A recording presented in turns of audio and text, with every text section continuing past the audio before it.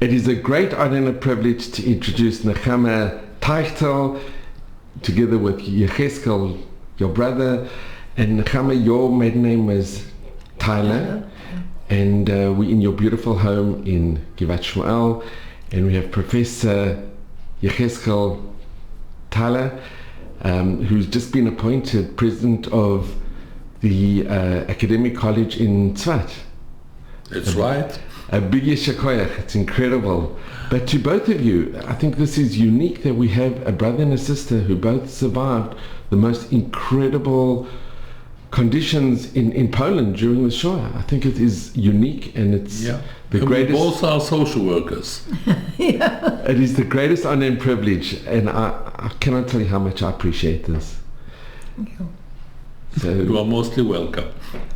so Nechama, if you would like to start to ask your brother. Yes. Yechezkel, is a question that I wanted to ask you a long time ago. What is your first memory? First memories I have from Brzezany, where we were there. I remember the house, I remember the surroundings. I don't remember the figures. I don't have any memories of my father or you or mother. I have some little memories from the family where we lived. The name was... You remember the name of the people there?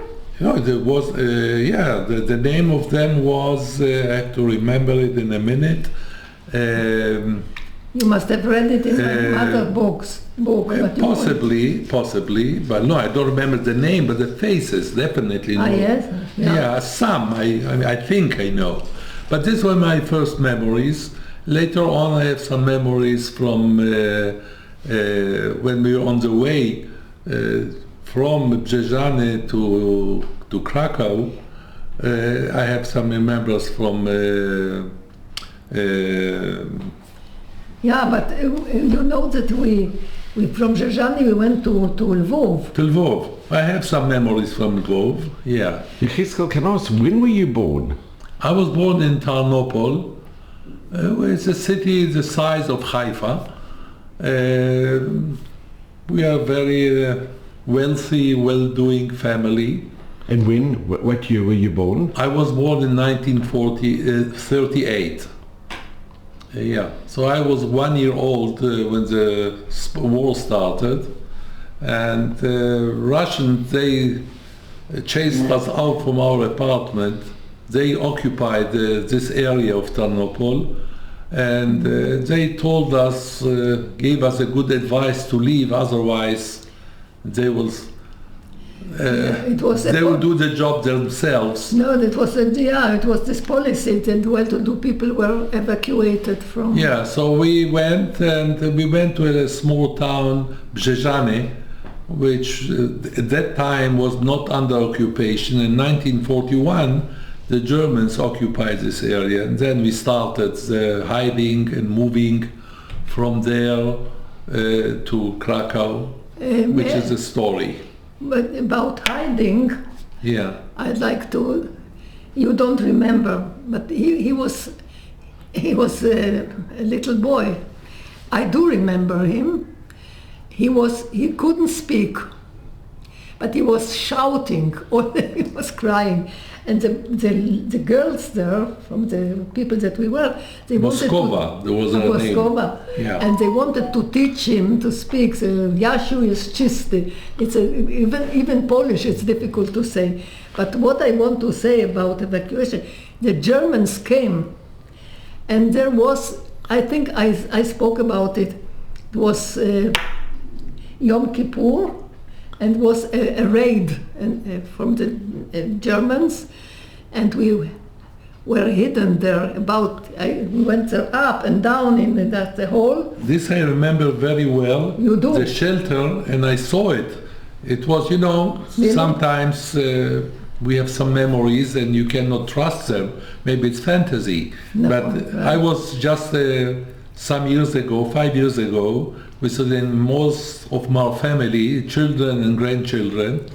We went there, and I found the Yes. shelter. I remember the shelter very well. There were steps down, and there was a small window, and there was steps down. On the left side was a platform where we were sitting there. Yes. And I remember the hall, but my father was hidden on the other side of This the building. I remember that. But anyway, what I wanted to say, as he was shouting and all this, he was quiet all day from morning till nightfall, without eating, no reading, no eating, no drinking, and he was quiet.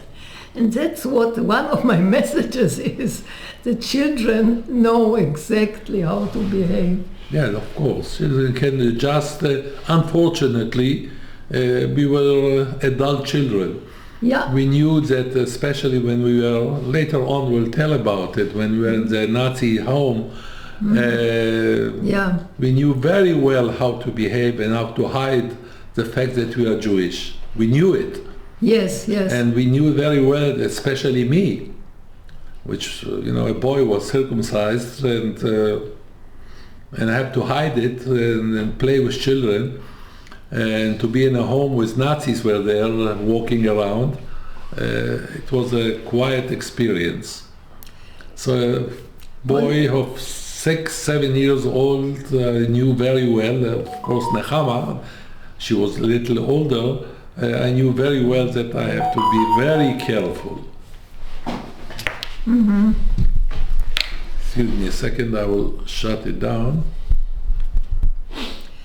Yeah, I wonder, from Lvov, you remember something?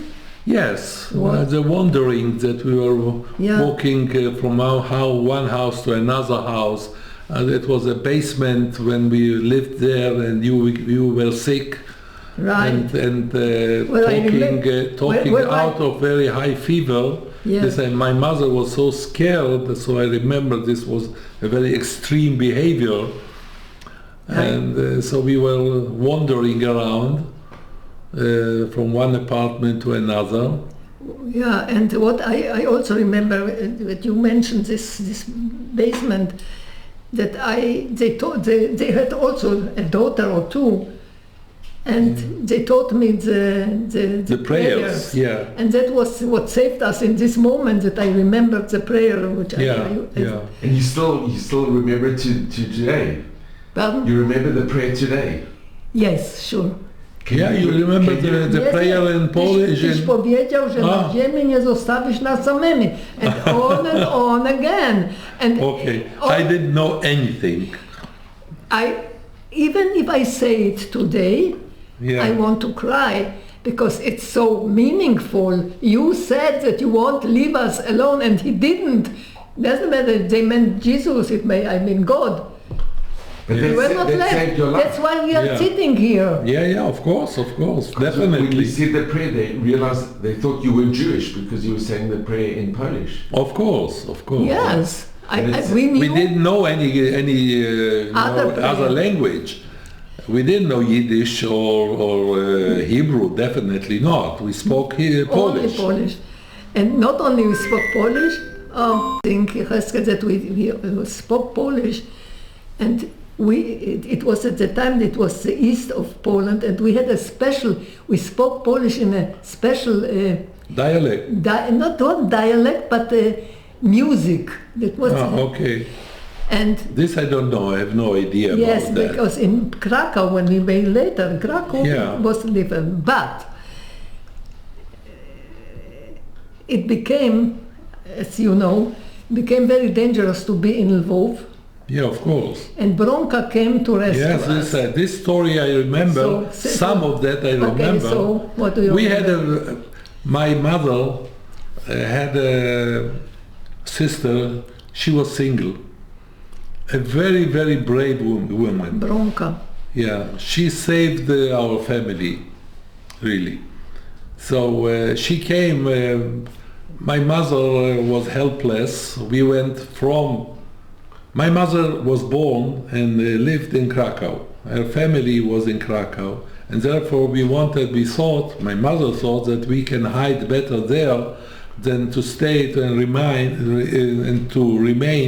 in the place that we were, the Zhezhane or Lvov. Yeah. It doesn't make a difference. And it was very dangerous to go on a train with two little children. This story I don't remember, but it was a story that has to be told, that we were standing on the platform on this train station and waiting for the train to come to take us. It was a train. Only Germans were allowed to travel in. Yeah. Okay. So it started with that my someone who knew us knew my mother, and she came and started to talk to her, and she had a jewelry on her, and she gave it to the Polish woman that she should leave us and go away. And so she did it. But this was not the most dangerous part. You know, it was very dangerous. The Ukraine, they were worse than the German. And they knew very well how to distinguish between Jews and non-Jews. The German didn't know to distinguish it. They all were Polish. We spoke Polish, a good Polish.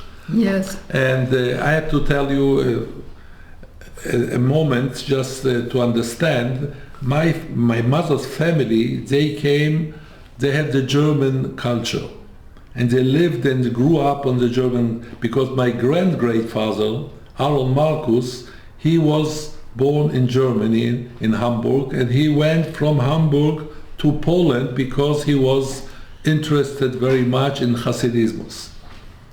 And they spoke, the literature was German, they had some business in Germany, they spoke very well German and Polish, right, without any accent. But what about Yiddish? You never grew up speaking Yiddish? No, they spoke, my mother knew Yiddish, but we never spoke Yiddish between ourselves. Mm-hmm. I learned Yiddish on the street, I love Yiddish. But we never spoke at home. I knew German before I knew Yiddish. I didn't understand. I didn't understand English, but I knew German. Yeah. So therefore, it saved us in many senses. The fact that the family was, my mother spoke German perfect and Polish without no accent at all. You know, many Jews had a Yiddish accent. It was very dangerous. So she came, our aunt, Bronca, and we stood on the platform, and suddenly a German officer is coming to us, and she thought, you know, I was a ticking bomb. A boy, you can distinguish in a second if he is Jewish or not. So she ran to him and embraced him and kissed him. And he became, you know, in shock. What do you want from me? You don't remember we spent yesterday to work together. And meantime, we went on this train and we were saved. It was just, you know, a second of... it was amazing. Amazing. And only about speaking. It was a German, for Germans only. It was nightfall, this I remember. But we didn't know German. My mother knew, but we only knew this Polish. So we have to be shut up. We were sitting quiet the whole journey from... It was a long journey from... Exactly. And again, without a pips. And how old were you at this time? How old were we? I think I was. I was I think a little older. I was, I think... I don't think you were more than 5. Less than 4.5, something like that. Yes. I was, so you had to be 6. Something Probably. like that. Okay. Something like that. Yeah, that's possible. So we got to Krakow, and we went to my grandmother's home. She lived not in her house, of course, because she had to move from the Jewish quarter to the Polish quarter. And it always dangerous. And my other aunt, Frida, with her 3 children were there. 2 boys. 2 boys and a girl. It was very dangerous. And again, my other sister of my mother, Frida, we have something in the family which I would say chutzpah. I have the same, I have to tell you. My way how I manage academic life is with a lot of chutzpah. And this is some of my family heritage. I mean in the good sense and not the bad sense. Absolutely. My aunt, Frida, you know, she was a very simple, nice Jewish woman, And nothing she looked special. Jewish. She looked Jewish, Not and she was wicked. looking for a job. Yeah. And she got a job as a receptionist in Gestapo in Krakow. And she got an apartment. She was a concierge. She didn't do the receptionist. It was like a concierge. You know what concierge is? Yeah, but שוערת. no, אני חושב שפקידת מודיעין. It doesn't matter. Okay, that's what you remember. That you see, that's I a don't good thing. remember. This I know from No, story. that's a good thing. Yeah, but it doesn't matter. Not a big job. But to have that in a Nazi place, to have it in Gestapo, because she knew very well German and Polish, and they knew some other languages, not very well, English and French. נכון, that's They right. knew some language. This was a very, very cultural family. It was, a must to speak, to be the... No, Yeah, it's fine. It's nice and good. And she got in an apartment from the Nazis. that's right. Because she was working there. So she could hide the children. Nobody came to look after them. And So her I think- mother and the grandmother was with her.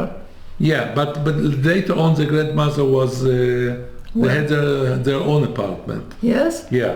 Where we were at Kaplanitsky, I visited this place. I know, we were the... Yeah, we were together there, we're sitting in the coffee, remember?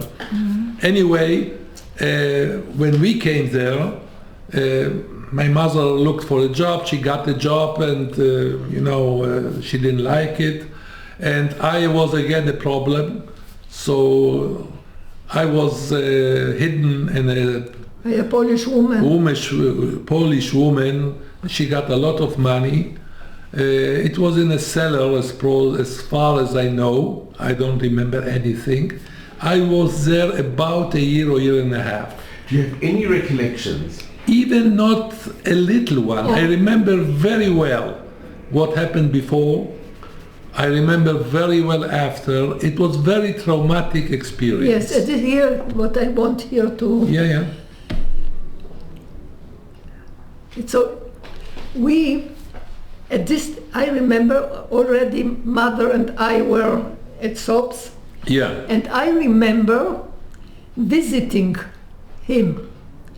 Only I remember where I was sitting. I remember the woman. I want to cry. I don't remember him. For me it was also traumatic. Yeah. For me, it was I know that I was crying, and my mother couldn't come very much to visit me because she was Only on Sundays. also not Not always. always, Who probably came not all always. to visit me was Bronca. She Bronca. came to visit Yes, me. right. And I was always crying. This I know, but I was told, because I don't remember anything. Yeah. And I think that I dealt with the traumatic experience just to, depress it, ignore it. And I don't remember even, a little piece. I remember, I have a very good memory of the surrounding. But what was so painful, you don't remember. But I don't remember, this I could prove, I proved it to myself. When I was in Brzeżany, I remember very well what is what and things like that. I was a little boy then, and the memory, I could prove it. But meanwhile, we have to go back to the story. My mother got the job as home maintenance, more cooking and it was. She wasn't cleaning, but recepting his. And he was a psychiatric Nazi. He was a head of a psychiatric hospital in Krakow. I don't think that the whole hospital was psychiatric, but how do you say? Department. Department. Department. And his name was... Sopp, Sopp. Dr. Helmut Helmut Sopp. and he had two boys exactly our ages. Yeah. So what happened with me, after, I think a year and a half, something like that, Bronka, my aunt, came to visit me and felt I was crying terribly, and she felt pity, and she took me out. I just want to say, we both know the story, not that we remember. No. But what I was reading or something, that he asked her, Bronka, please take me, and she was reluctant. She said, I don't know, but he was so, insistent. So she said, okay, take your coat and come. Okay.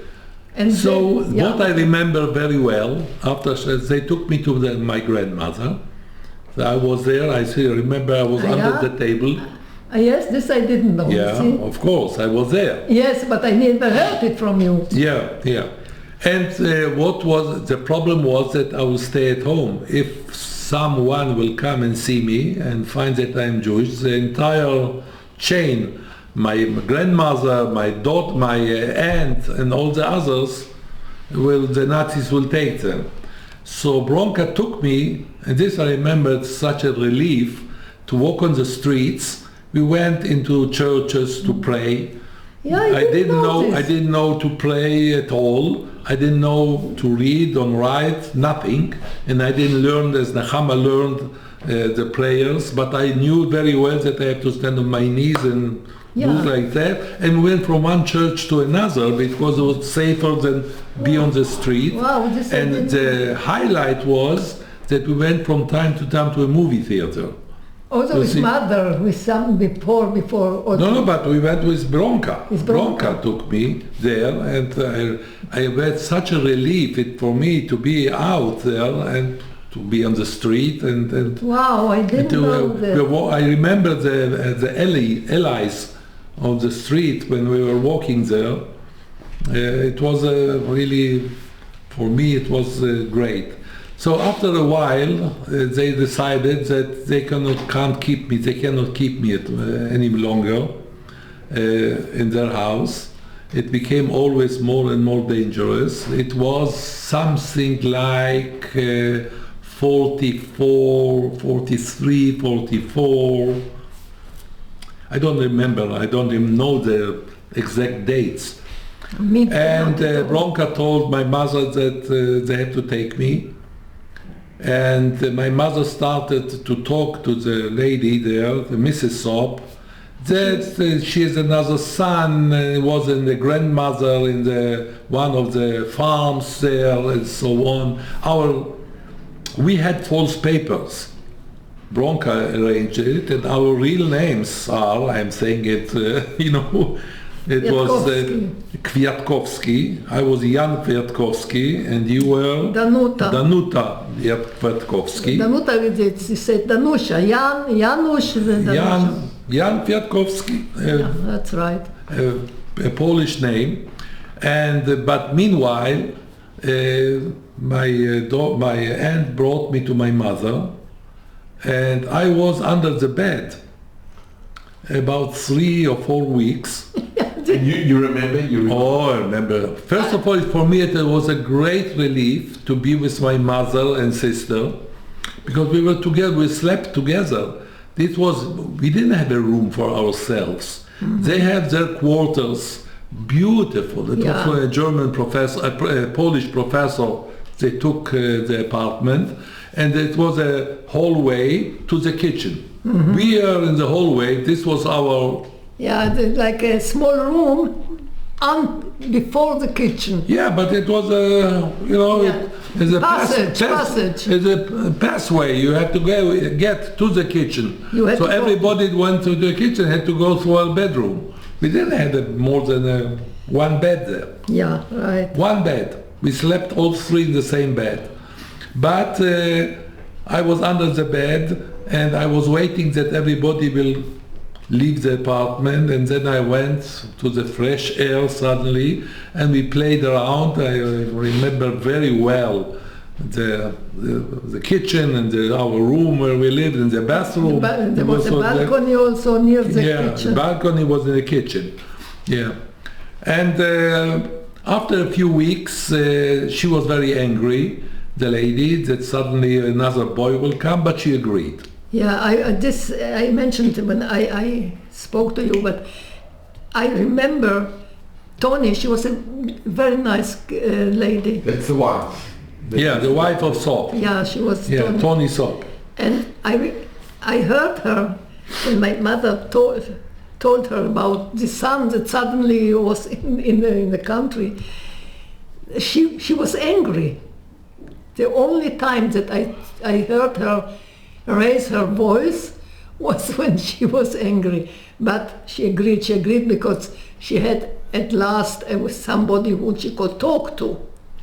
My mother. Yes, my mother and her were very good relations. Yeah. They and felt she that never suspected that anything was Jewish or... No, you have to understand, this house was full of Nazis, of Gestapo. And this story, maybe then we have to see if we have the same, memories. After I went, out to the air, and so we're playing. Of course, they went to school, the children. When they came back, we're playing with them. And my frustration was that they like to play. They put their back, the school bag on their chest, and they pushed me, and I fell down. I get up. The other one did it, and I knew that I'm not allowed. I have to be careful and not be allowed to fight back. So I became so passive, and they liked it very much because I was, a little boy that they can, play and do whatever they want. And I knew very well that I have to be very careful with my identity that I'm circumcised. And so this was one of the memories that I have and had, and it followed me when I came to Israel, that I became a very passive boy. But it changed. I'm surprised to hear that. Did they not ask that you should both go to school, or in the war? We were out of the town. They couldn't. Also, school started at 7, so it was. I started school. Yeah, I was never in school. You went to school in Krakow? Yes, for some time. I didn't know. When I already knew to read. But you knew to read much earlier. Yes. Yeah. Yes, I learned by myself. Yeah, okay. But never, I said... I didn't know that you went to school. Yes. It's interesting. Yeah. Yes, I went to school, and what I already said it in there. What I remember was the priest. Yeah. Then I didn't remember any prayers. So and they were praying, and I did like that. I didn't know. Probably they told. And the priest was there, and I remember what he said. The Jews have killed our Lord Jesus. That was the message. Okay, so that was your fault, your personal fault. No, okay. And I was a short time there, and that's all. I didn't learn. There's nothing. That's all. What were the name of the two boys? Peter. It's in German is Peter. Peter and Imo. And you got on well? You had a good connection? Yeah, we played a lot with them. Yes. Yeah. Peter taught me German. We learned German from them. From them.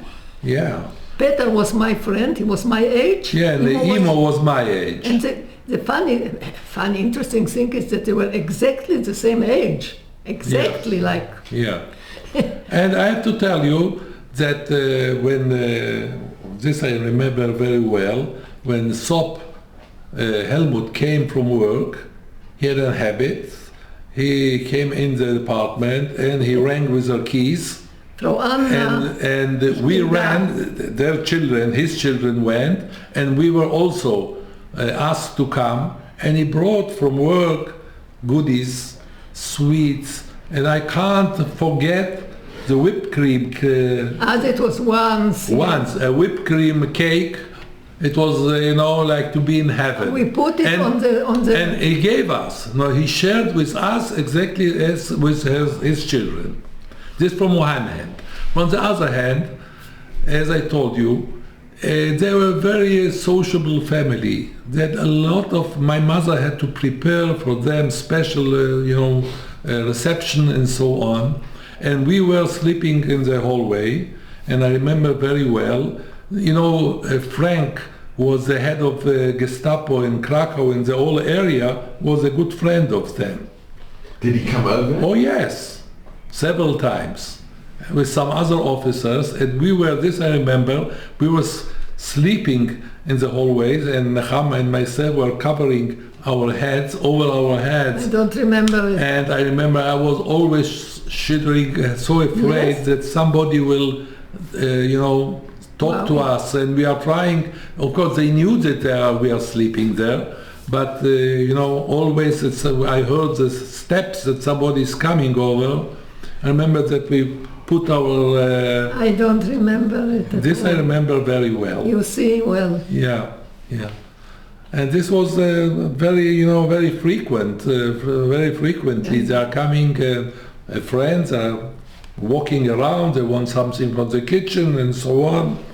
Yeah. Did you ever hear the doctor, the father, lose his temper, or was he a kind person at home? Was very kind.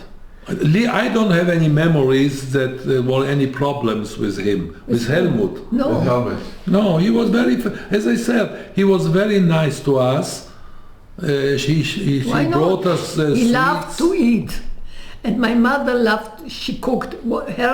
Her forte was that she was a very good cook. She was like my brother, very creative. And he loved it, and he loved eating. He was a big man, and he loved to eat, and so everything. They were happy. She was happy. So, but you said about the sweet. I remember Tony. One of the tasks that my mother should have done to go shopping, but she was afraid to go out because she was from the same city. She might be caught. So somehow she convinced Tony to do it. So Tony went, and she made the Merchandise. Yes, she makes the shopping. the shopping. When she came back, she brought us rolls, and it was with butter. You don't remember? Oh, and No. we were. I seen it. We were sitting in the kitchen, all four of us, and we were eating the rolls, and you were playing, and like eating, and it was the most wonderful thing that I ever ate was this roll with butter. Never again. And I was thinking how they're eating and they don't pay attention to what they are eating. It was what Tony, she was bringing it. Yeah, so you see, this is, I wrote about it also, that there is no evil and good, that everything is so mixed. You spoke about this fright, about these Nazis, and I just have to ask, at this time, your father, he couldn't join you because it was too dangerous. Yeah, my father, and I'm not sure about the date.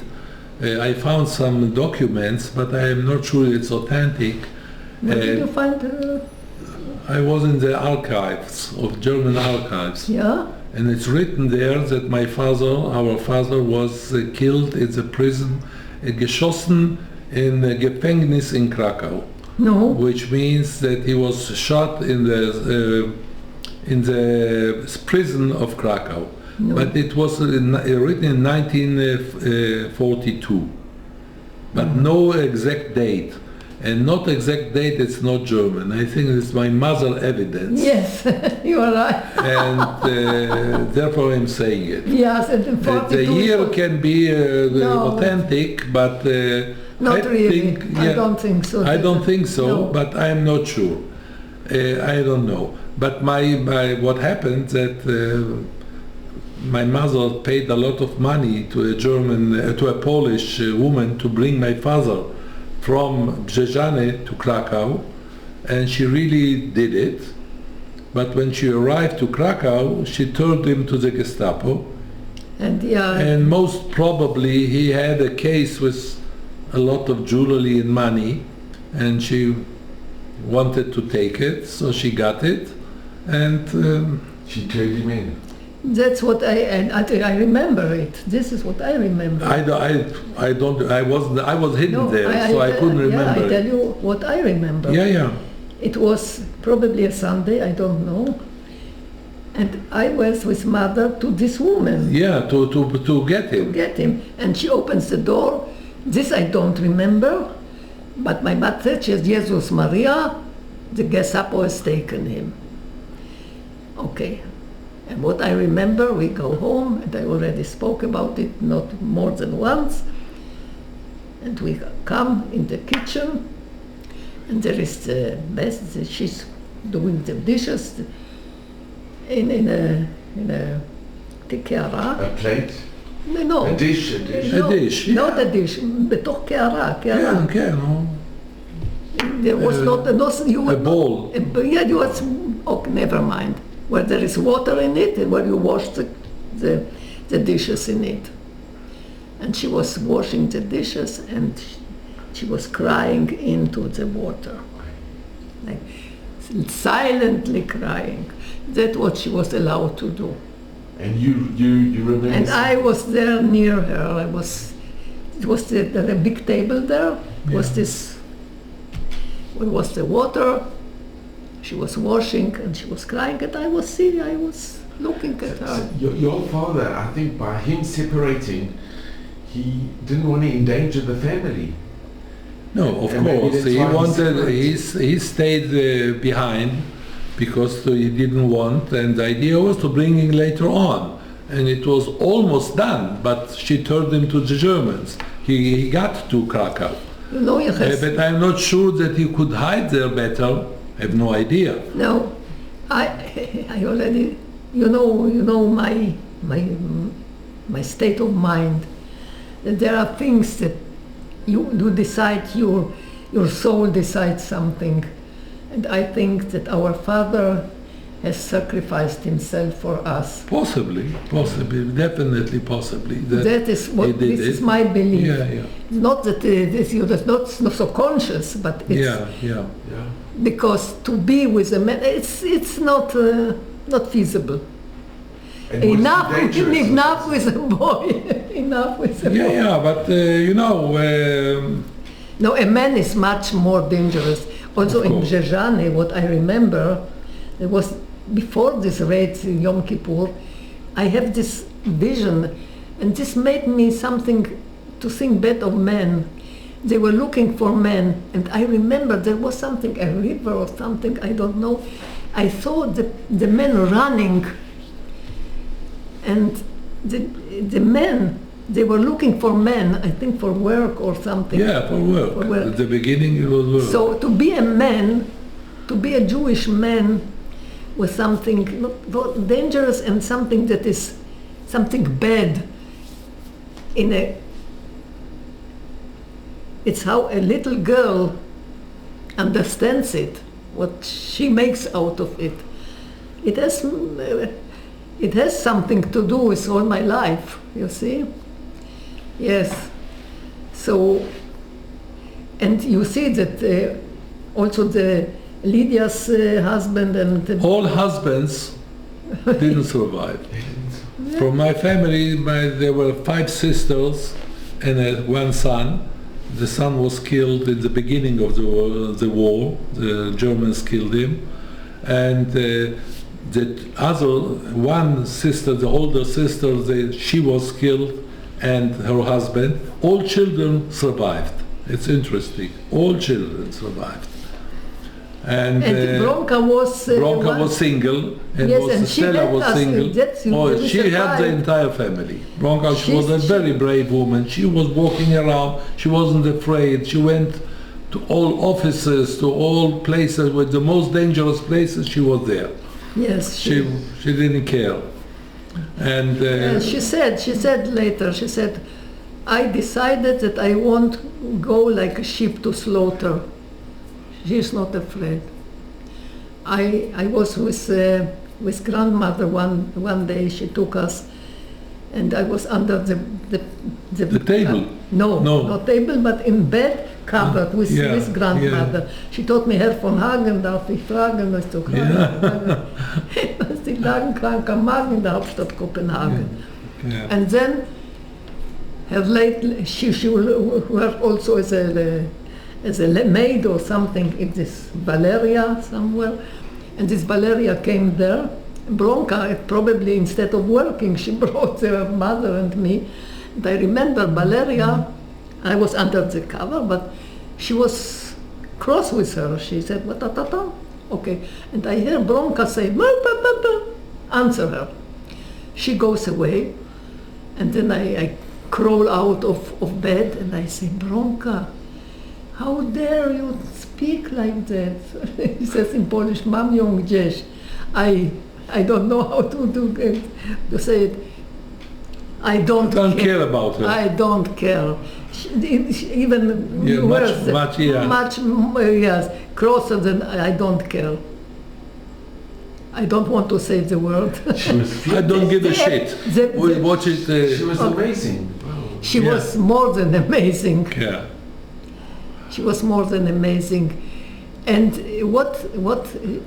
she was courageous, and she also spoke a little bit after the war. She had a lot she believed she knew that everything will be all right. She was a believer. Yeah. Dreamer and a believer. Yeah. But it worked out very well. And what happened, I think, Nechama, you mentioned the war was coming, the Germans knew they were losing, and then the wife and the two sons went back to Germany. Yeah. Yeah. Do you remember when they left? Yes. I remember very well that they left, and I remember the apartment, and then later on he left also, and we remained in the apartment. So the first time I remember that I dared to walk to their quarters, the living quarters. It was amazing, huge apartment, many rooms. The living room was with sculptures, and remember we went there some years ago, and I remember very well the entire apartment. When the wife left with the two sons, how long did he remained in Krakow? Not much, but I don't know. I can't, figure out the time, how long, what was the difference in time when she left and then when he left. He ran away. It must have been strange for your mother just to cook for a single person, or did they get on with each other? Did they? Oh yeah. Listen, they understood that they are going to lose the war, and they waited to the last minute, not for the women and the children. I think it about half a year before the war ended they left, something like that. But I remember there was suddenly an empty apartment. The children, we didn't have with whom to play. It was. Do you remember saying goodbye when they left? Excuse me? Do you remember saying goodbye to the boys when they left? I don't. They say goodbye? No, I don't remember. No, I don't remember that. No. I know that they left. Did you feel the war was coming to an end? Did you have a feeling? No, I didn't have any feelings. No, I was too young. I can't... feelings for what? That the war was the war is going to end. No. We didn't have... I felt that, I was so afraid, scared, of surviving as a child, that as long as I saw Germans there around, and Dr. Sopp, he was good to us. He wasn't cruel or something like that, but still he was for me the symbol of Nazis. And he had the uniform. He came with the uniform. Yes, sometimes he came. Many of them came to the visit. This I remember, that the guest was the uniforms. The Nazis. I don't remember it at all. Yeah, I remember it very well. Yeah, I only heard it I was from very mother. scared from them. Interesting. And yes, but this I don't know. Whether I remember very well that we went to the street the first time, and I can't forget it. The Russians were there when you went to the... What? The Russians weren't there. Yeah, when the Russian occupied, and we went, it was not far from our grandmother's apartment. So we were walking on the street, and I can't forget, it was a person in a green uniform was killed and left on the sidewalk. Yeah, me too. And the Russian did it purposely, that people should be careful and afraid from them. I was so afraid for me to be a shock to see a dead person on the street. Yes. I remember it was the other side of the sidewalk. Me too. Yeah. But from the other hand, we were free to go out. But again, I was very scared boy. I was very afraid that I had to hide and be careful. It became part of my personality. But it doesn't show in your life. Interesting. What? It doesn't show in your life. No, I changed very much. I trained myself to be different, but it wasn't easy. It's for me, new. I didn't realize. For many years, I have to tell you, to urinate. I couldn't do it in public. In public, I had to go to a booth, in a public bathroom or something like that. Wow. Because I didn't understand why. I couldn't. It doesn't work. It doesn't go out. Wow. And after I understood it, so it changed. Today I don't have a problem. Wow. From the other hand, to go to the beach and to undress and dress, I didn't have a problem. Only in urinating. Because it probably was with the boys. Exactly. This was a problem. I wasn't a problem to stand nude and go to the shower in the beach, in the public shower. No problem at all.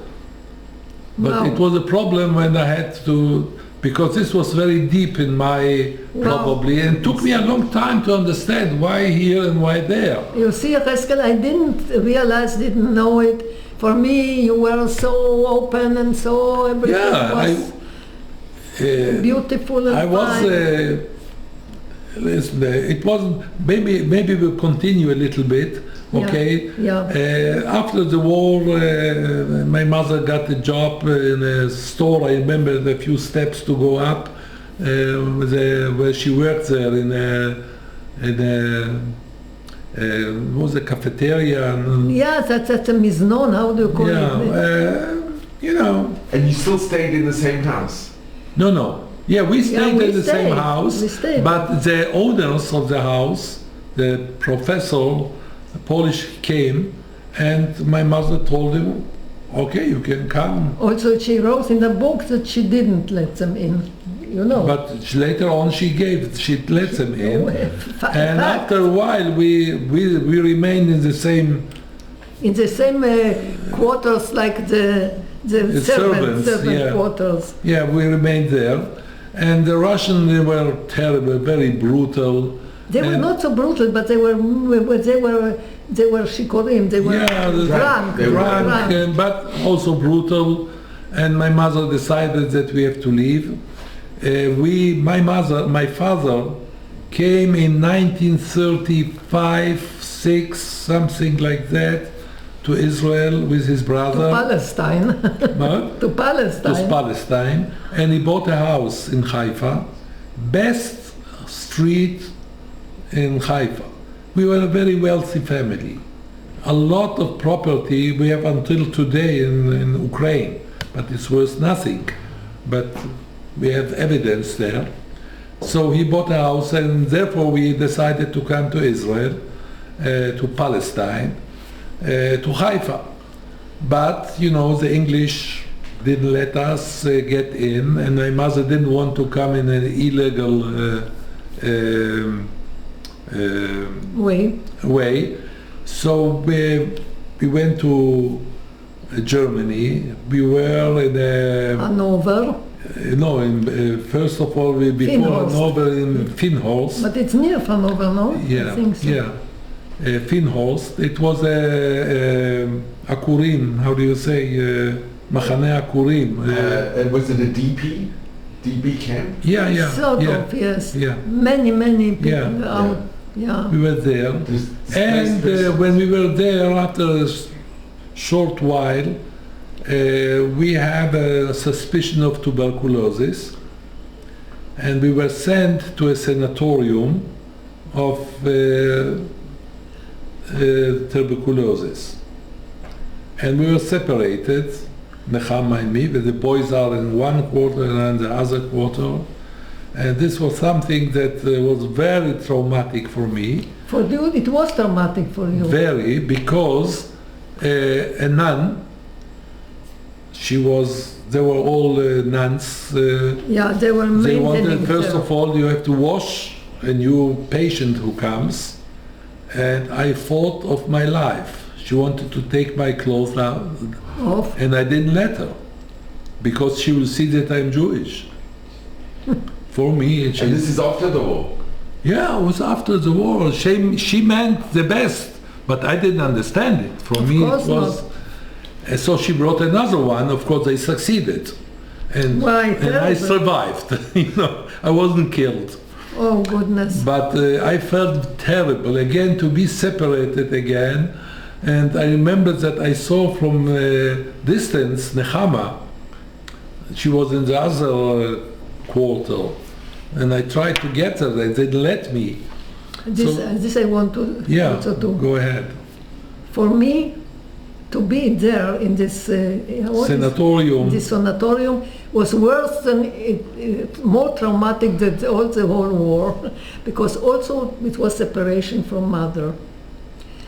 And one of my memories that were haunting me was when I see him. He was there was a big door between the two quarters, and he stands there, and I see him, and he looked so miserable. I couldn't stand it. I couldn't stand it. So I said, "Go away. Go away." This I don't remember. Yeah, you don't remember. For me, it was like felt years, I even remember now, but the pain that I couldn't, it was so much painful for me to be there. I couldn't stand his pain. Go away, I don't want to see. You couldn't help him either. No, but that doesn't matter. It was too much. His pain was, I You couldn't have to stand understand, it. I was 7 years old and she was 8.5. What can she help me? No, you know, not this, but of course. I'm saying that I was so pained, but later I was also the pain that I was so cruel that I told him go away. So it wasn't so simple. It was terrible for me. We had to lie down. Yes, hours and sleep. Hours. And breathe. A lot of had to breathe and lie down for hours. For hours. And today, let me lie down, it's okay. But it was so, I like to read. I like to do something, nothing. It was so terrible until God helped me and I got diphtheria. Oh. And though they took me to a hospital, and I could breathe. And I was staying there. He was Was it a definitive diagnosis? Did you? No. It was maybe just the beginning of a process. No, we were not nothing. But we were healthy like everything. No. And could your mother come and visit during this time? I don't remember her visiting. I don't remember as well. She wrote me a lot. You didn't know to read, but I got a lot of letters from her. I lost them. She wrote a lot. She liked to read, to write, and I got letters. So when I was in my room, I could read a little bit, and maybe I wrote also. And how long were you there? How long, I don't remember. I think 2 or 3 months, something. But like it that. left such an impression, It was a very... I didn't know it was so traumatic for him. I thought only that I was thinking that you were... For me, I was miserable there. I was afraid all the time for me to be Jewish. They will find out that I'm Jewish. These 2 nuns already did it. So I don't know what will happen to me. What are they going to do with me? You see, I never thought, because I don't remember. I am a frightful person, but I don't remember that I was afraid of being caught as Jewish. This I didn't have. I had enough. You didn't have to find. You don't have to be afraid. Yes. Because any signs. I was learned. But Yechezkel, did your mother instill this fear in you, or how did you know? Probably she did it. She did it because it was really dangerous. I had to, children, they take, after you urinate, I can do it next to other children or other people. They will find immediately. So I was, I had to be afraid of... You see, I never knew it. Yeah, so this is something that I had to be very careful as a little boy, 3, 4 years old. Even after the war, you still had this fear? Yeah. Listen, it doesn't go away. As a boy, I was 7 years old, 7 years old, to understand, the difference between this and that. Of course, I felt a relief. And then we went to Hanover. My mother got a job in UNRWA because she knew languages. She knew English.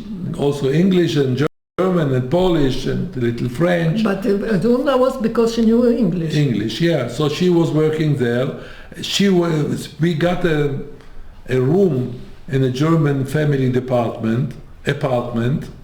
This time we went to them. Podbielski Straße 113. You still remember the address? Yeah, of course. It was in the top floor, it was the 4th or 5th floor, something like that. I remember the window to the road. Yes. And again, my mother went to work and we were playing, as a prince and princess with the shop with the curtains. It was there? Found Chichilaun. This was Kraków already. No, this was there. Yes? In Hanover. Okay. And did you go to school in Hanover? No. But we went. It was a Jewish committee. Hohe Straße 8. This I don't remember. Here. This is Yehuda. Yehuda was his name. Here. This picture. This is Nechama, and this is me here. And this is our class, and we learned a little bit. He knew some Hebrew. Yeah, what he knew. Yes, look, he gave us here. What is written here? So this is the Jewish class. Yeah, he went from Palestine. This man. Yeah, but הנה.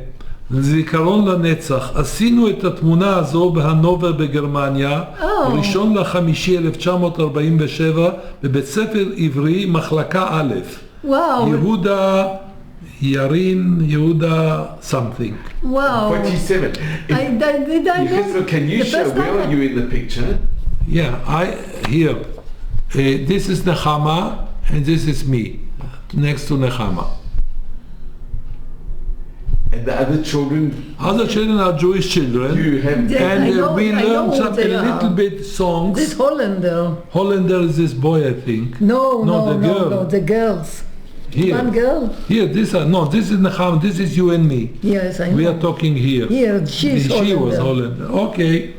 Anyway, I remember some songs that we learned there. Yes? What do you remember? It was completely, the Hebrew was Kvar Nosat HaRakevet. These words were completely not Hebrew, what I learned there. Yeah. Anyhow, this was not a real school.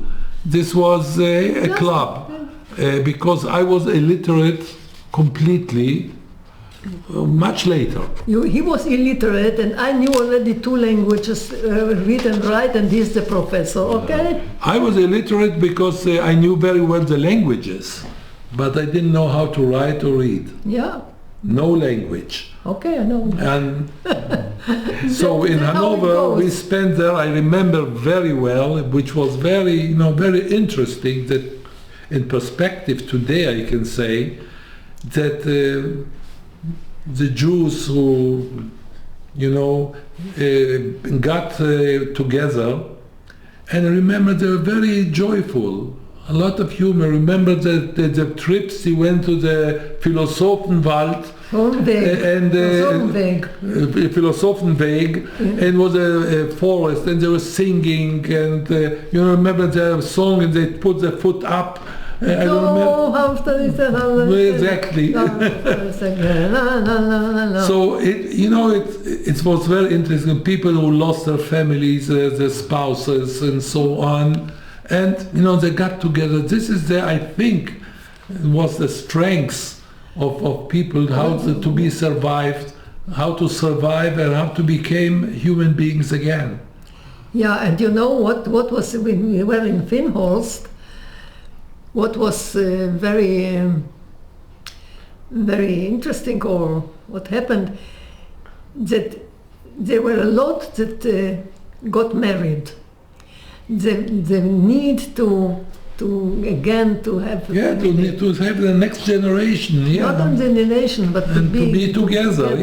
To love and And there were several Lipka, you remember? Meir Lipka. Lipka and Helenka. Yeah, they got married there. Yes. This I don't remember. Yeah. Yes. And in Hanover, did you go to? Did they have a shul? Did they have Nothing. Was the synagogue totally destroyed? Nothing Jewish. I don't have any memories of something Jewish. Nothing. After the war, later. No, even in Hanover, nothing. No. When he came to Haifa. No, but even just a moment. Not in Hanover, but then we went back Piermont or somewhere. When Arthur Rand came, and he made a seder for us. I don't remember. Yes. I remember very well when we got to, this was for holidays resort, a very nice small town. We went to Bad Harzburg, Bad Piermont, yeah. So we went for a while, we went back to Hanover again. In Hanover was nothing. Yeah. So we waited to get the permit to come to Palestine, and we came in 1947.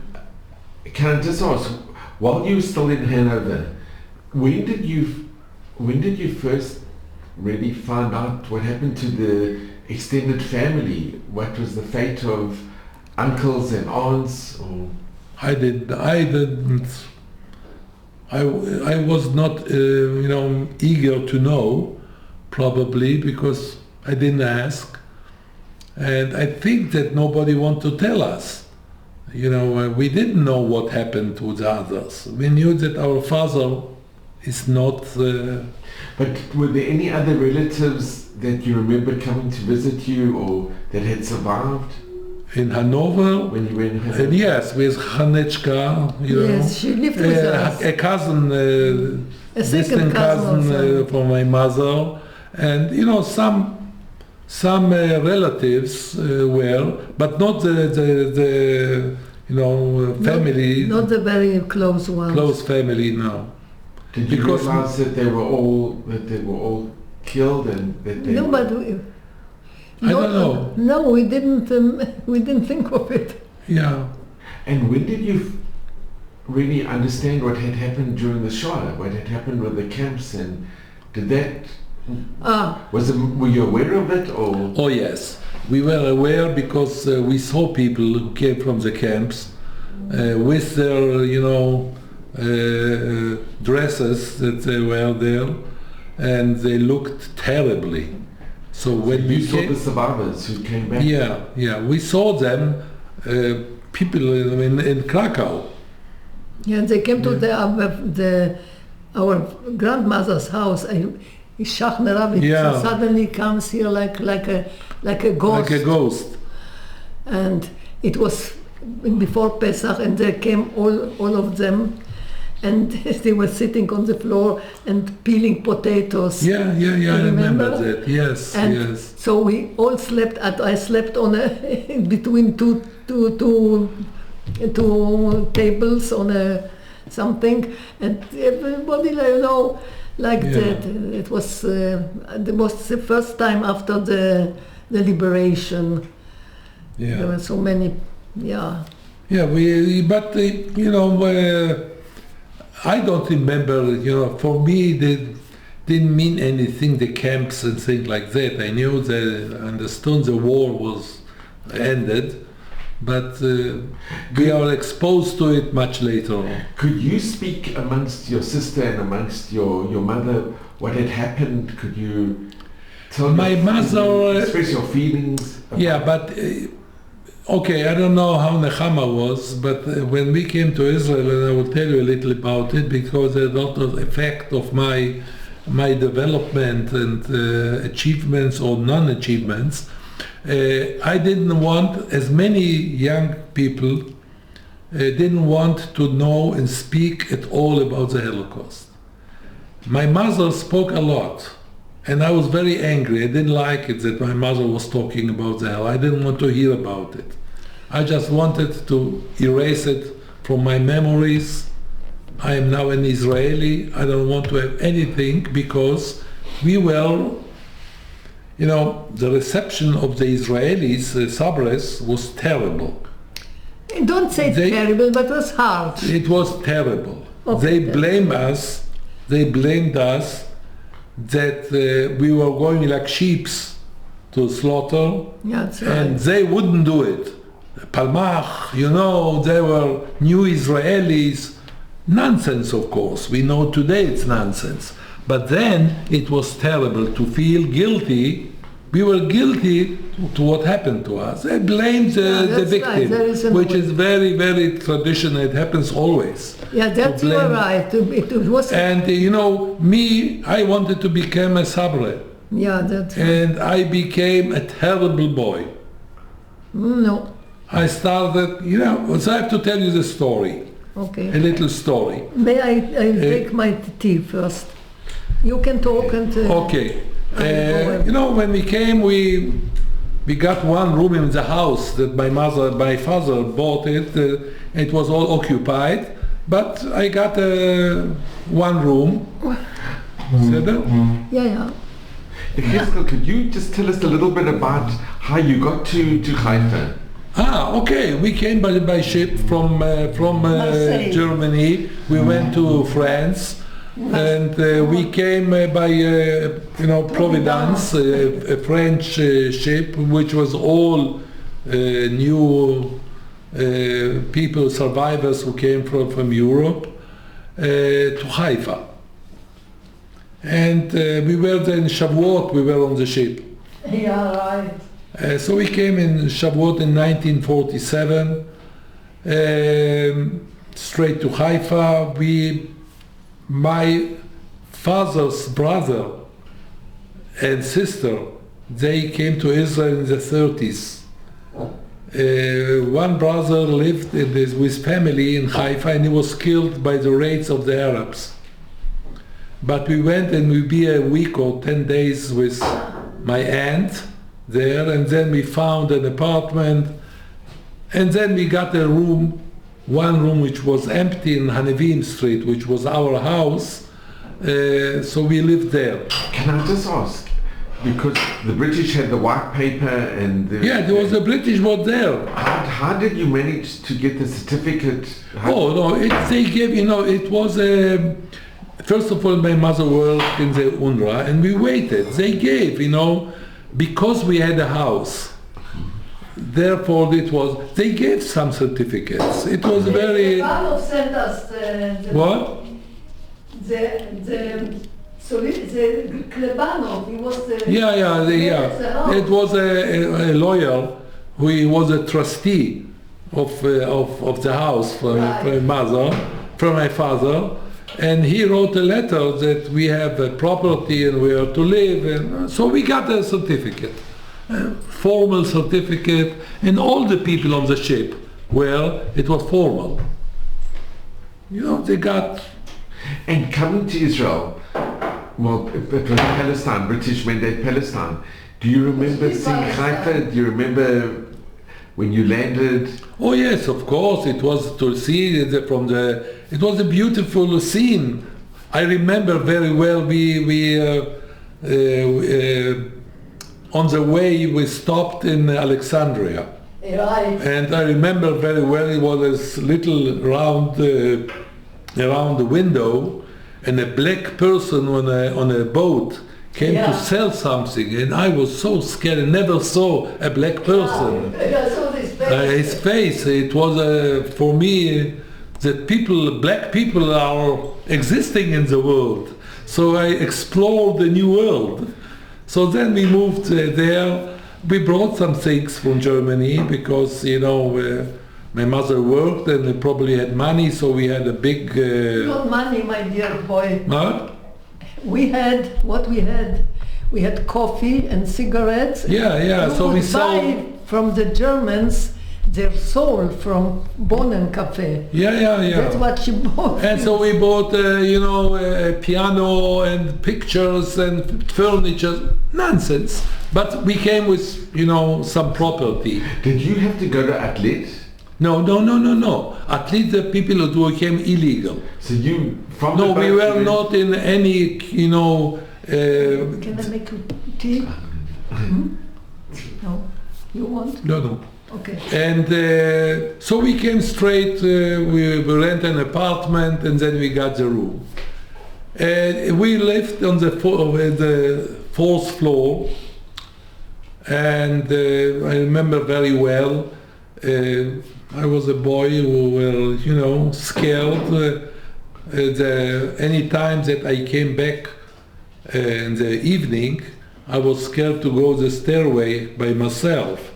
So I stood down in the yard and called my mother Mamushu in Polish, and she went to the stairway. Amazing. I was running like crazy because of course the electricity didn't work as usual in the stairway, and people and children were laughing at me. And this time we were playing in the ground. There was not games and all electronic devices to play, so we were on the street or in the backyard. It was a boy next building who lived there. He was 2 years older than me, and so I was always, with children quarreling, and he was always pushing me, and I was very passive. The guy knew that I'm not allowed to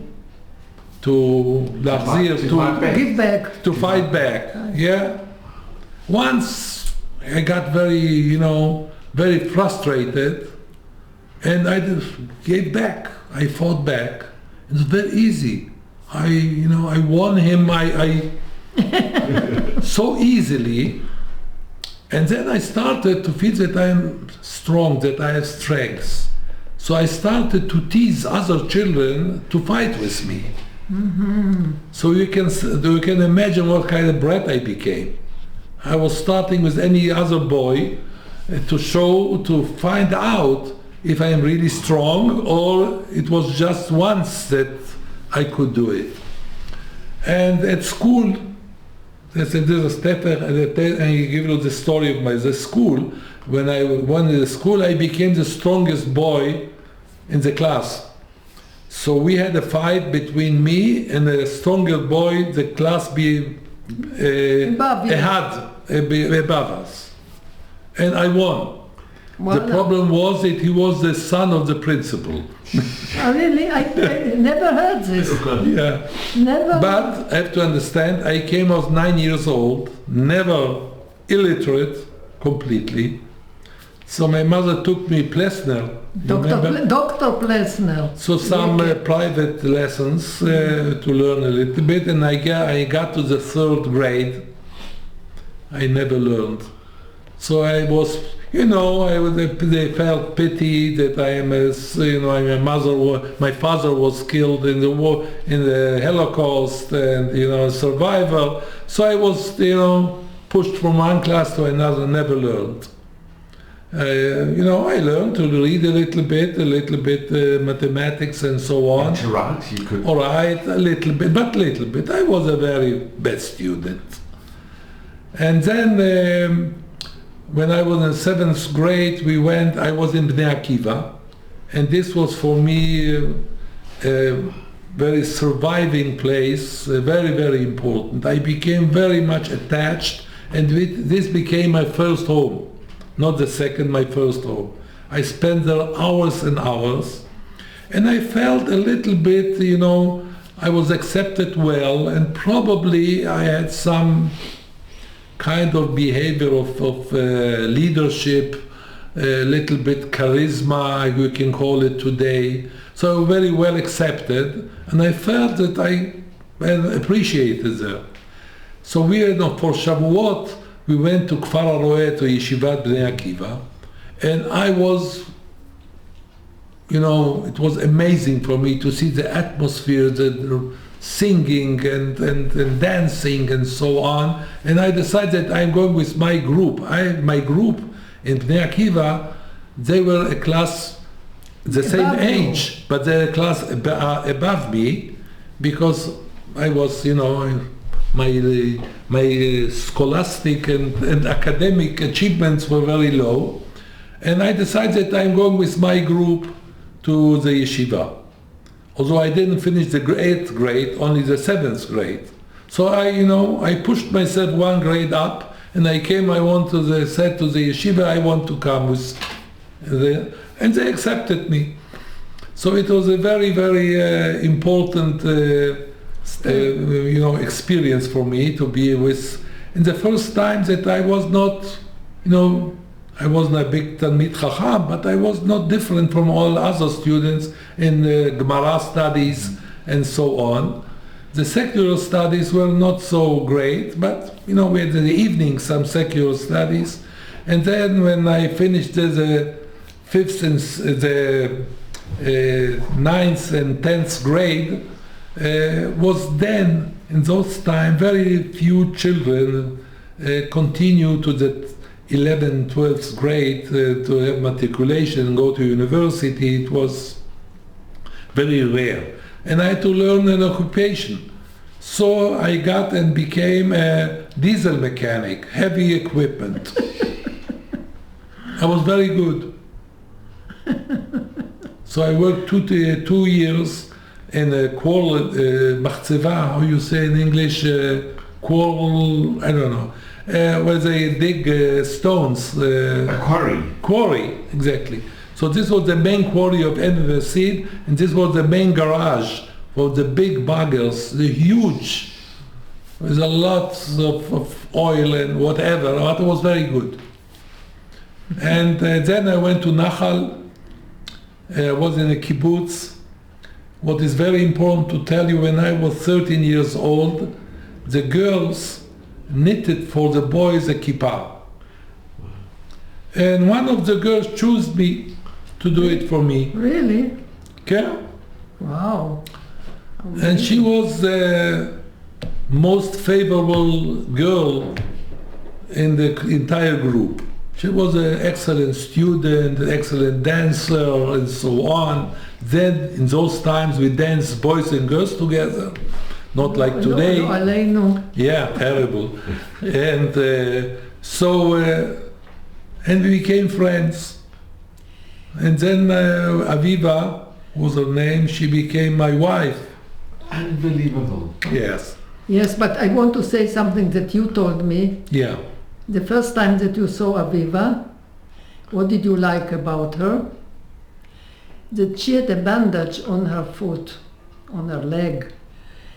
Why do I mention it? Because that's my brother. He's this type of somebody who, the carer. He's a carer.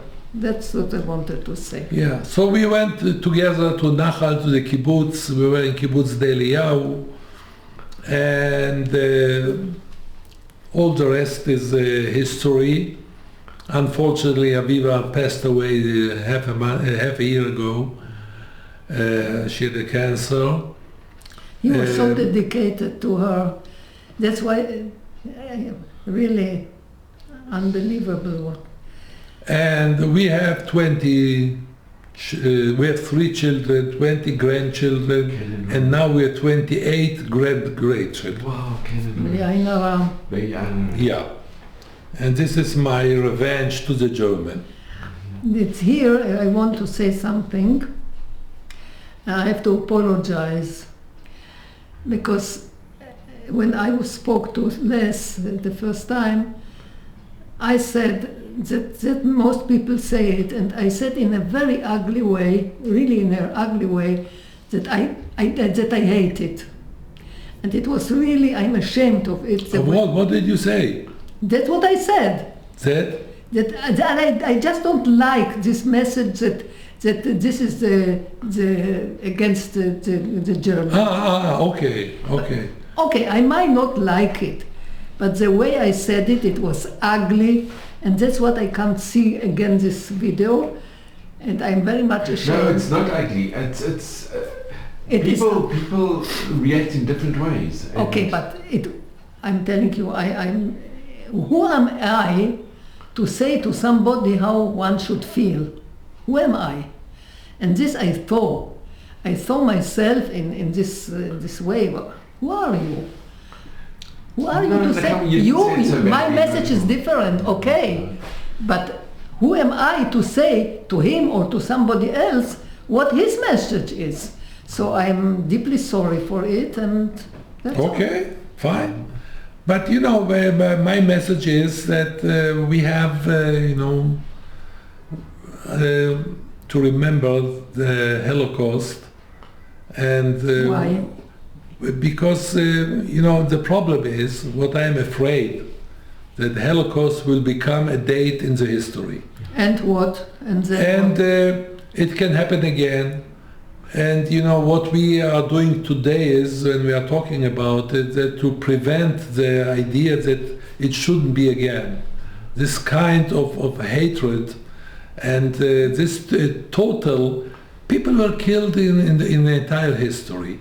And Jews were chased, from the Christian, and they had from, the entire history. We can talk about the Inquisition, but always, it was an open window that you can, turn to Christianity.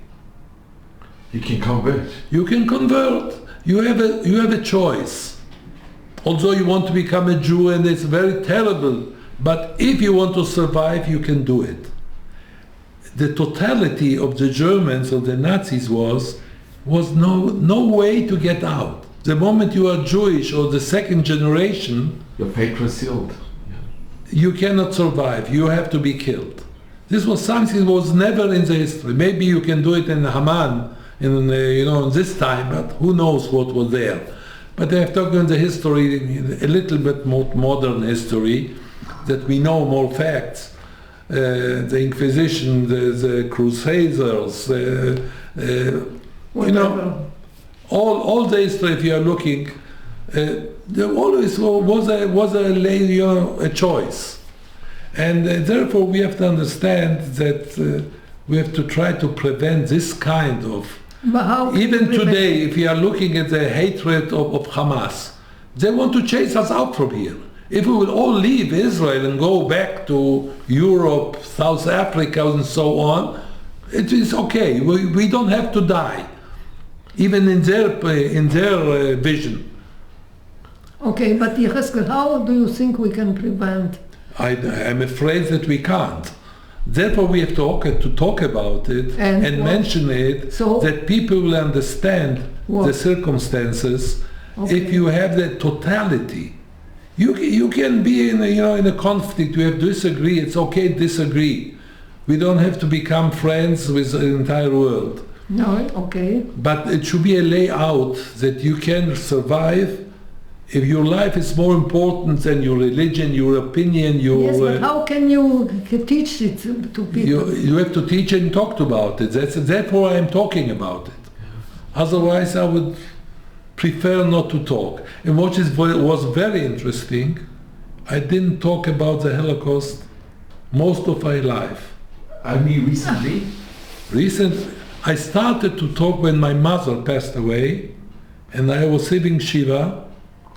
I was then talking more about the Holocaust than anything else. And I think the first time that I was mourning for my father, although I don't remember him.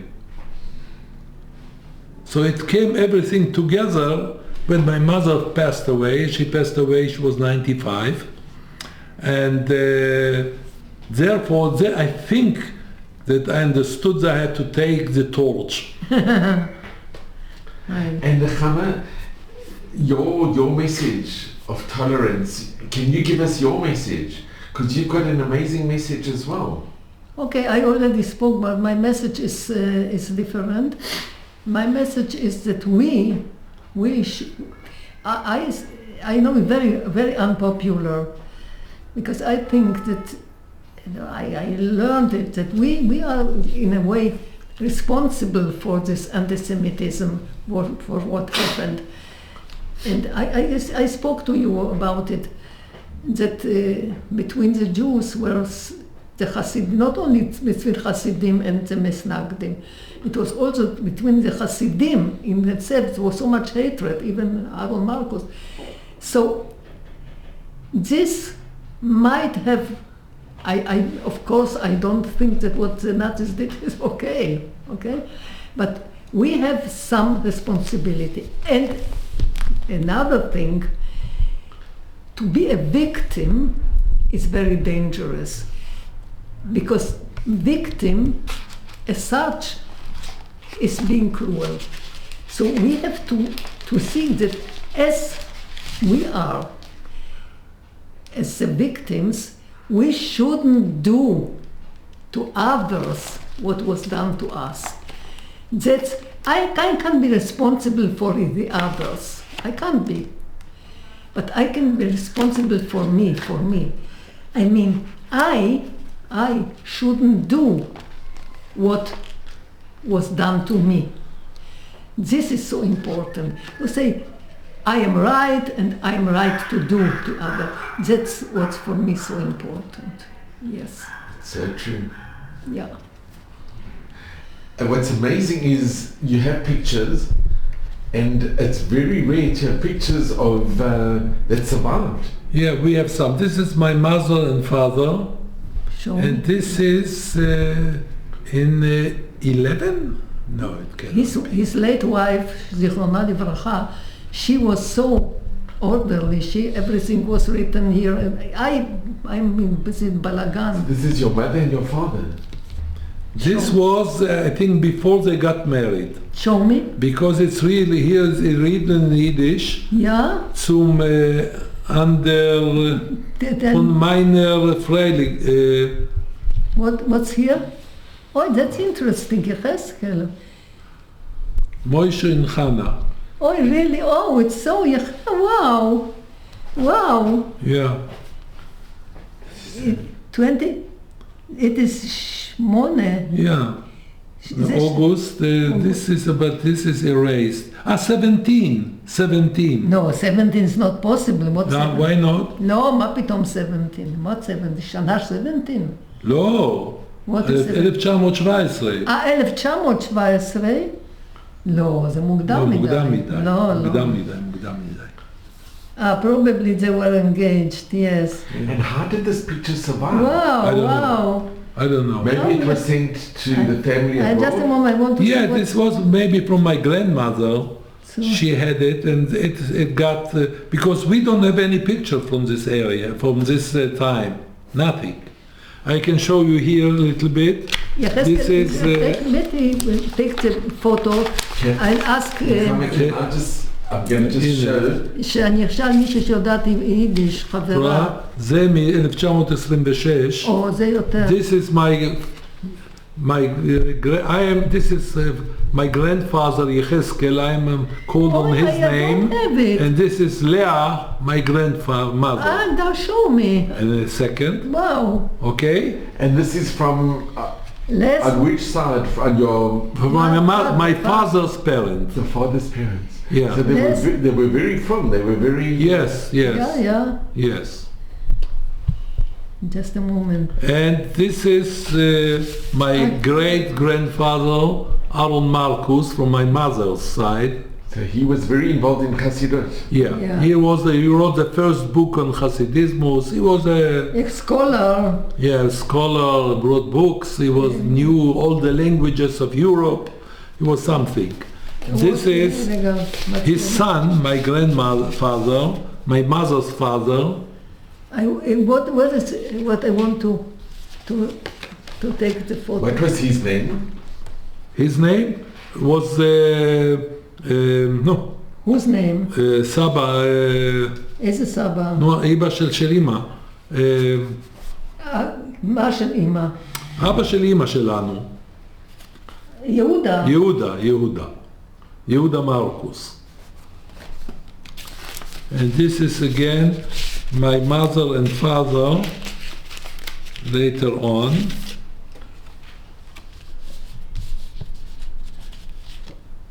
Les, I must thank you. If not you, I wouldn't have seen all the things. This is amazing. Yeah. And we have here, these are all the brothers of my father. Where do you get it? I really. Where was this picture taken? In Poland. And how many from this picture survived? 1, 2, 4 survived. 3 were killed. 3 of the brothers. Can we just see the picture again? Yes, please. Incredible. I never saw it. Never saw it. This never. Wow. You see, it's very good what we've done today. It's this has been unbelievable. It is. But the brothers of our father. Okay, yeah. So you came from on both sides, from a very traditional, yes, very Orthodox family. Yeah. This is a pious one. Nechama, you haven't seen these pictures for a long time. I don't have those pictures. אתה זוכר את לזרוביץ' פה? כן, לזרוביץ' אני זוכרת. זה. כן. Yechezkel, if you could show us, every picture is so special and so... That's right. Wow. This is here. Wonderful that you brought it. יש עוד תמונה? I don't have it. I don't. Okay. And can I ask, coming from a very Orthodox Hasidic or traditional family, your emunah on both sides and your mother's emunah, did she always keep her faith? Yeah. My mother kept very, very much her faith, yes. She was very in her, with her belief, very deeply believed in God and Judaism. Yes. And bringing you both up, you both also, did you keep your emunah even? Yeah. Everyone is cut in a different way, I would say. Also, I'll tell you what. Even the family of my mother, they were Hasidim and so, but they were not like today. It was different. For instance, there was one of my mother's sisters, Sarah, which was Stella. She had a beautiful voice, so they sent her to learn that she became a singer. So it was, opera singer. Opera singer. So it's like It was, they were a little bohemian, you know. They were very Hasidic. worldly, very worldly, Pardon? very worldly. It was, they were Hasidish, but you know, but Modern Hasidic. Much. it's like sort of modern, sort of bohemian, Yeah. I say. Yeah, that's right. You know, like the girls were singing, and she was a singer, and she went to Berlin and she performed there. It was a little bit problematic to be also like, I know it from me, you know, for one side to be religious, but also to live another life. So it's not here and not there, you know, like being. Yeah, to be modern Orthodox in those times was not easy.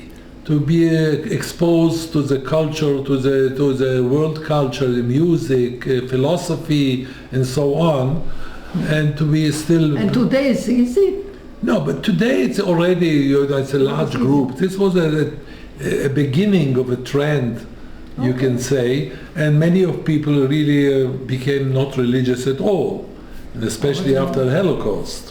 Yes, And but it was rare that people still So it's- continue to be believers. Yes, but I think I'm not sure I would be out today if I wouldn't be in an Orthodox school. My mother wouldn't send me to a religious school and then to continue my life and so on. Yeah, but what I wanted to stress is that the family was not really, you couldn't put them in a box.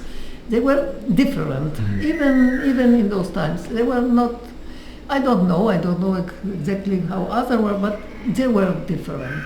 So, you know, you can't, but I remember our father, I do remember, it's different from you, that I remember with my father in Zhezhane very well, only, and again it's very painful, I just didn't feel anything for him.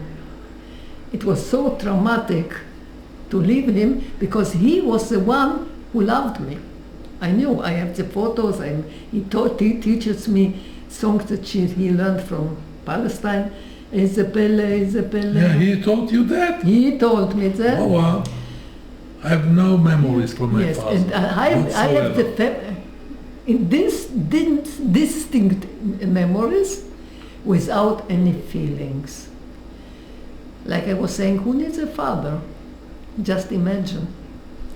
Yeah, and speaking about religion, he was very pious, and I remember in this Zhezhane we had this table, from wood tables, or such a massive table, and before Pesach, he was just kashering the table, you know, with the hot water and a brick, a hot brick, you know. This I remember. And the Shabbat, and he came, brought an oreach, a guest. He was very pious, and I remember that my mother said, you know, what's important is family and this. I think also that my mother and father, they were most close together in this time. Yeah, from there I have memories more even. But my tragedy was that I was close to my father, I was very distant from my mother. I believed she doesn't love me. I remember maybe I am adopted, I asked her, which means, and what happened? This is a psychology, you know, it's so-called. I had to be loyal to her. I was left with this woman whom I am dependent totally on her, with somebody who doesn't love me.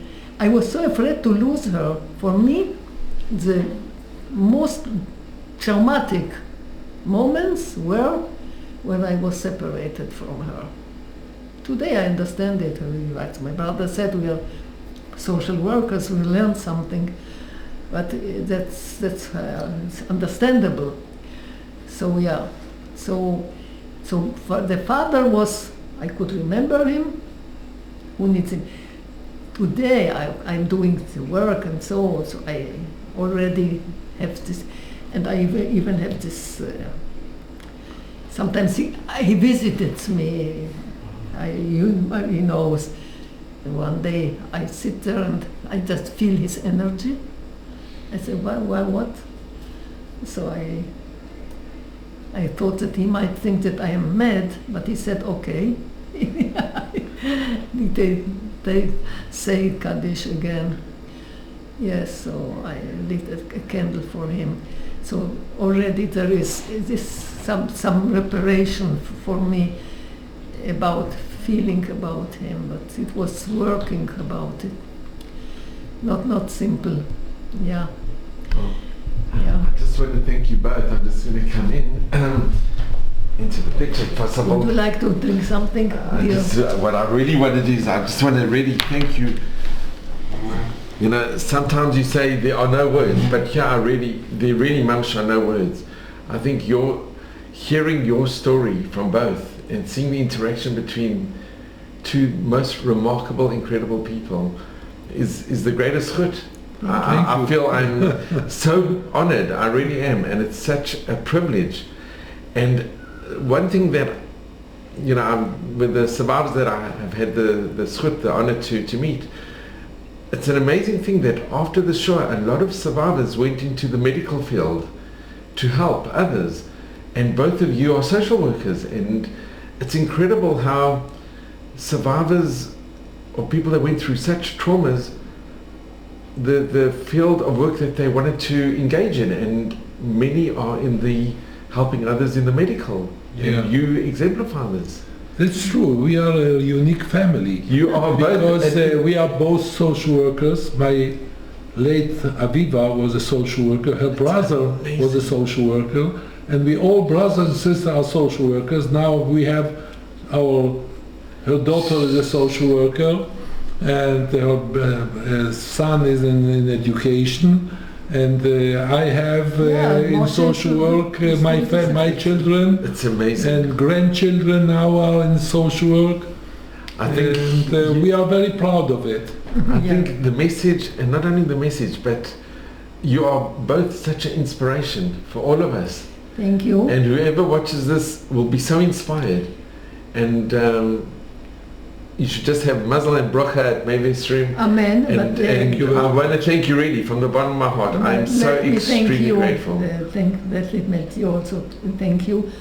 First, I think you are doing amazing work, but you are doing it for you know, pro bono. Mitzvah. Well, it's good. And if not you, I wouldn't seen the photos. And I'm sure you still... And I wouldn't speak to my brother about this that I heard the first time, things I never heard. And I was so eager to hear. So it's, you know, because of you. It's not easy to remember. It's all the memories.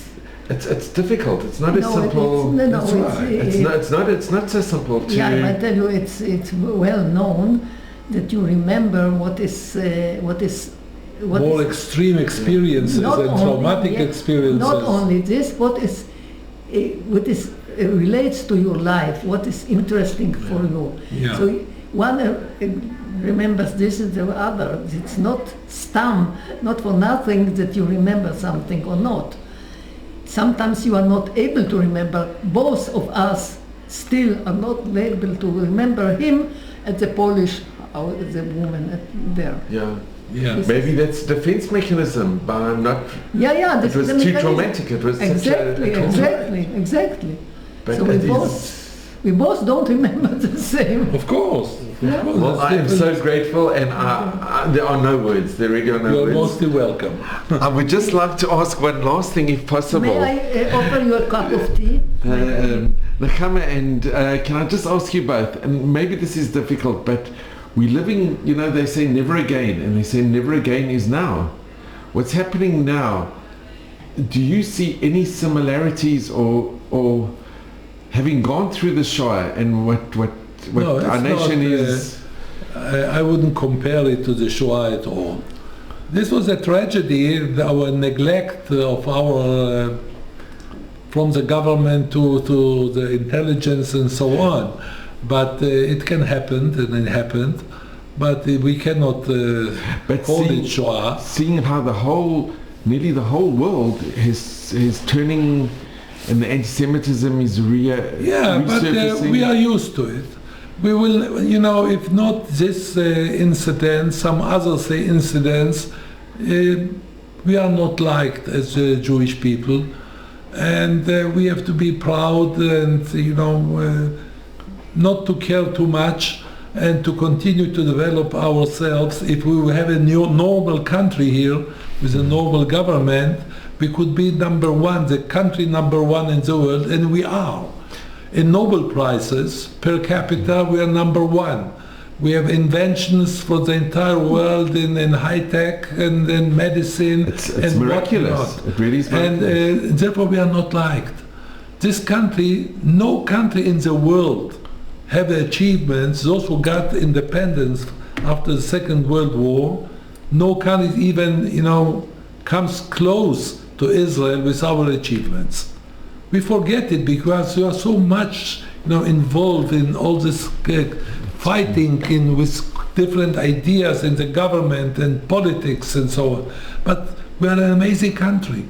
We are an amazing country. I just want to mention, you mentioned when with the Nazis there was nowhere to go. We could not save ourselves. Thank God today we have a country. That's right. And I think that is we have to and it's time the preserve it. Jews will come here and develop this country, like people who came here from desert and nothing. Like your father, who had he was a Zionist. He was a philosophy. Zionist. He planned to bring the entire family to Israel. He had a brother and a sister here, and he wanted to come, but unfortunately, we told you the story already. Well, you here and the future generations are here. But we are very proud that our children, Nechama's and mine, and grandchildren are all in Israel.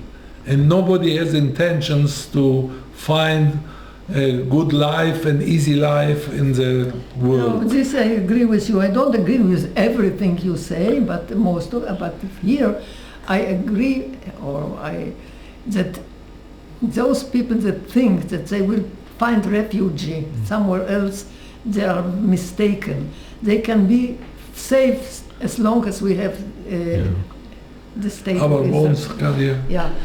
Otherwise, they are exposed again to this, to be harassed and whatever. So this I believe also. This I think. Okay, so I agree on something. Thank you so much. Nice. I think you both are just unbelievable, and I can love you without agreeing with everything you say, but most of it we don't have to agree. It's fine. It's not. It's very good. Yeah, exactly. well, I want to thank you both really. Thank you. Thank you from the bottom of my heart. Thank you. But